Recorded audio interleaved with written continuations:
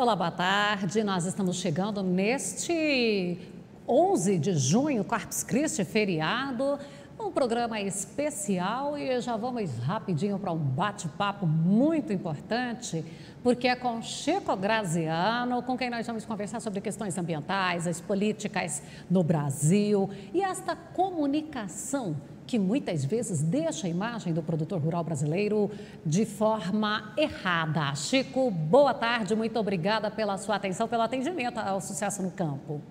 Tudo bem, imagine, eu que agradeço a oportunidade de falar com vocês.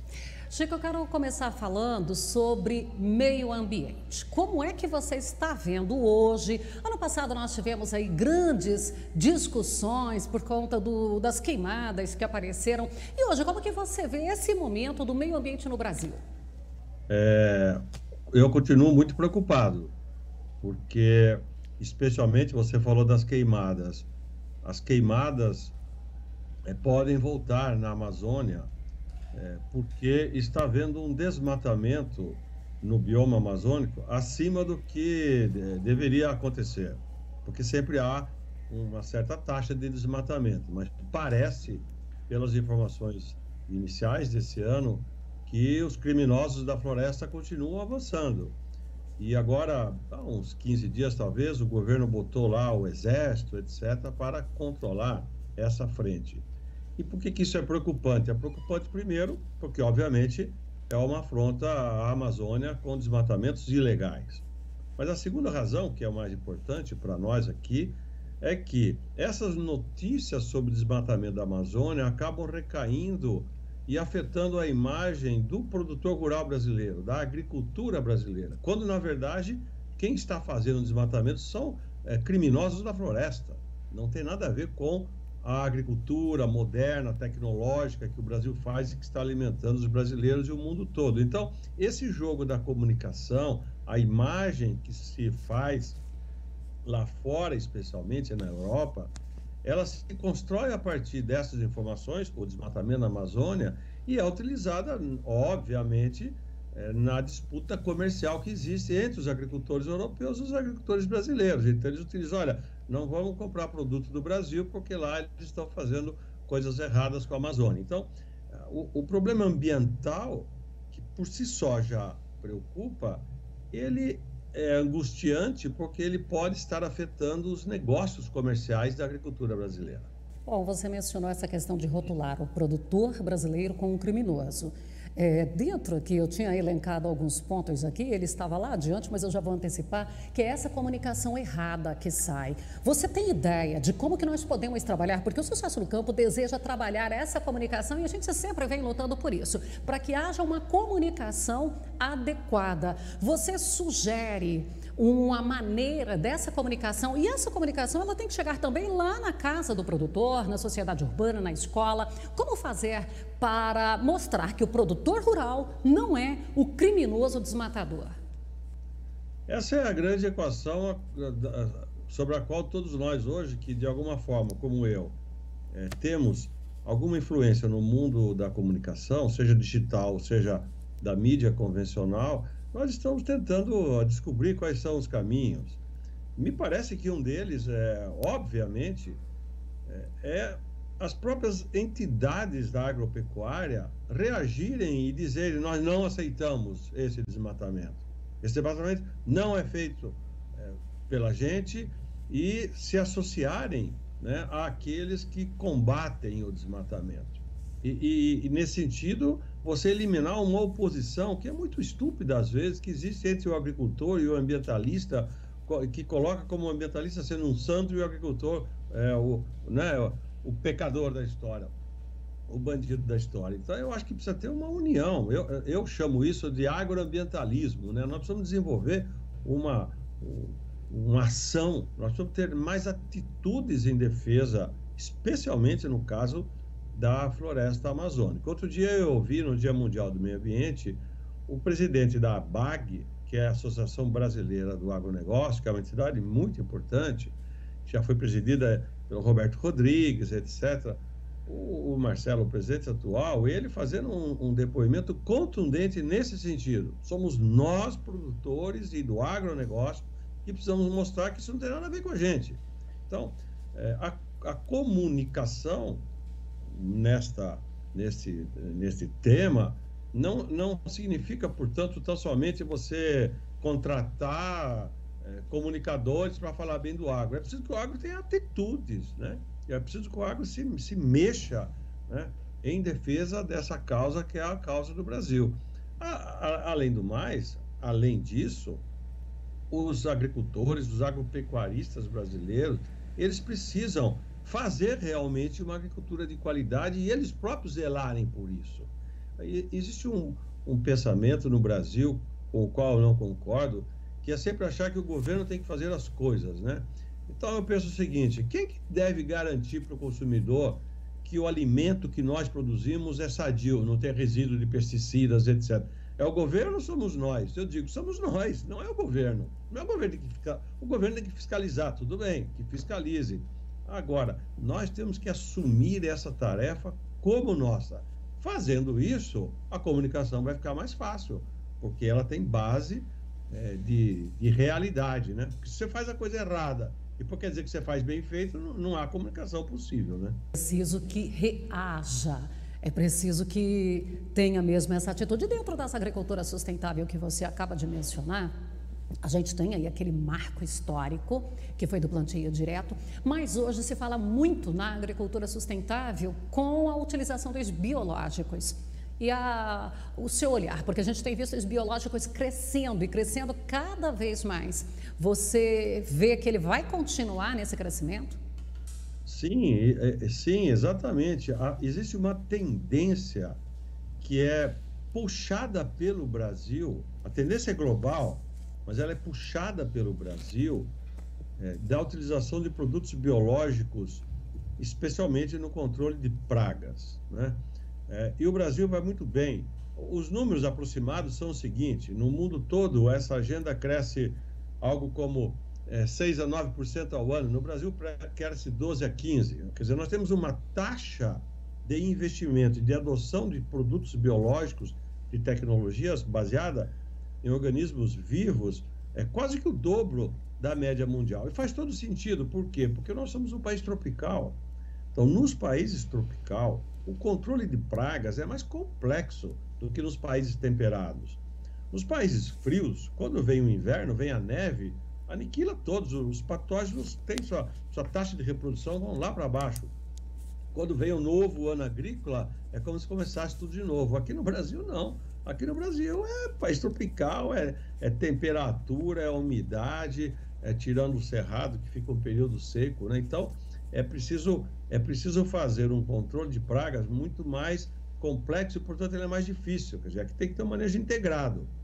É possível dispensar produtos químicos no controle de praga? Por enquanto, não. Nos próximos 30, 50 anos, com certeza não. Então, o que nós precisamos fazer? Nós precisamos utilizar ferramentas químicas, ferramentas biológicas, e nós precisamos fazer manejo de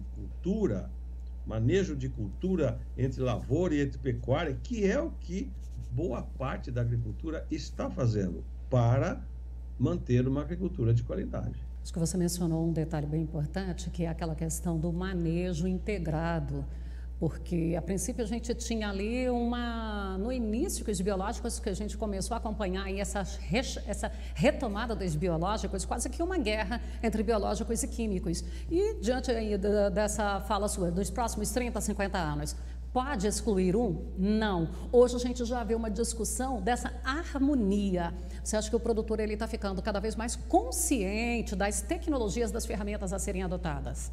Sim, com certeza. Especialmente os que puxam a tecnologia, né?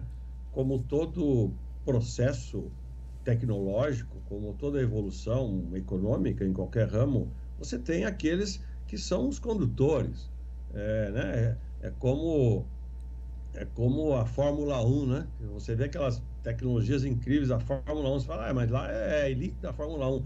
Mas aos poucos aquelas tecnologias elas vêm sendo incorporadas na indústria automotiva. Então, o que se percebe hoje claramente é que a ponta mais dinâmica do agronegócio brasileiro, os produtores de algodão, os produtores de soja, os produtores que que fazem rotação de soja, milho e bota pecuária. Você tem aí, talvez, né, 30%, 40% da agropecuária brasileira já trabalhando dentro dessas ideias que não são novas. Fazer controle biológico de pragas não tem nada de novo nisso, não. Faz 40, 50 anos que isso acontece. Mas agora, especialmente com a engenharia genética, estão sendo desenvolvidos micro-organismos muito capazes de fazer aquilo que na natureza era muito lento, demorado, etc. Então, a ajuda dos transgênicos, ou seja, da engenharia genética, todo esse avanço da biotecnologia, eu acho que vai dar outro patamar, né? Eu outro dia visitei uma grande fazenda produtora de grãos no Mato Grosso, e eu fui conhecer a biofábrica deles. Eles estavam montando lá uma enorme de uma estrutura para produzir na própria fazenda os organismos vivos, os micro-organismos que eles iam utilizar no controle de nematóides, no controle de pragas de algodão ou de lagartas de soja, etc. Então, é uma mistura, e essa é a riqueza da agricultura que o Brasil está construindo. É uma agricultura muito mais multidisciplinar, né? Muito mais complexa. Este é o modelo tropical de agricultura que está sendo único no mundo, conduzido pelo Brasil. Eu ia até abordar com você essa questão da biofábrica, que a gente tem aqui, especialmente aqui no sudoeste goiano, muitas biofábricas instaladas nas propriedades que atendem ali de acordo com a demanda da própria propriedade, de acordo com a demanda diária dela é produzida. E ainda tem algumas propriedades que fazem no local capturas ali, identificação do biológico ali, do micro-organismo que tem naquela área para que seja repovoada exatamente aquele. Esse modelo, você acha que nós vamos chegar a um ponto que ele vai ser aplicado ainda com mais difusão? Não, com certeza. E você fala muito bem, você pega determinadas regiões da agricultura brasileira, e o sudoeste goiano, por exemplo, é um espetáculo. Você pega, em geral, as empresas que produzem cana-de-açúcar, elas são grandes produtoras de biológicos. Porque muita gente, bobocamente, às vezes acha que o biológico é do pequenininho, do familiar, e o químico é do agronegócio. Tem umas coisas no Brasil que a gente não consegue nem entender. Eu chamo isso daí de agromitos ou de agrobesteiras, né? De agromaluquice. O pequenininho faz o biológico. Nada disso. O pequenininho anda com enxada nas costas. Isso tudo é alta tecnologia, né? E alta tecnologia que pode ser utilizada pelos pequenos agricultores também, o que é sensacional. Você não pode pensar que só os grandes vão ter acesso às novas tecnologias. Nós precisamos democratizar o uso da tecnologia. Isso é para todo mundo e pode ser utilizado em qualquer escala de produção. Então, seja no Goiás, seja no Mato Grosso, você vai lá no oeste da Bahia, olha, a agricultura irrigada que eles fazem lá também é extraordinária. Então, nós temos polos dinâmicos de agricultura no Brasil que estão muito bem posicionados, estão puxando, sabe? Estão puxando. A cada ano, você vê os números da década passada e você fala, gente, que incrível, a produtividade está caminhando, nós estamos gerando tecnologia sem medo de ser moderno, sabe? Sem essa de ficar achando, não, vamos voltar para trás, vamos fazer a agricultura tudo piquititica no cabo da enxada. Que isso?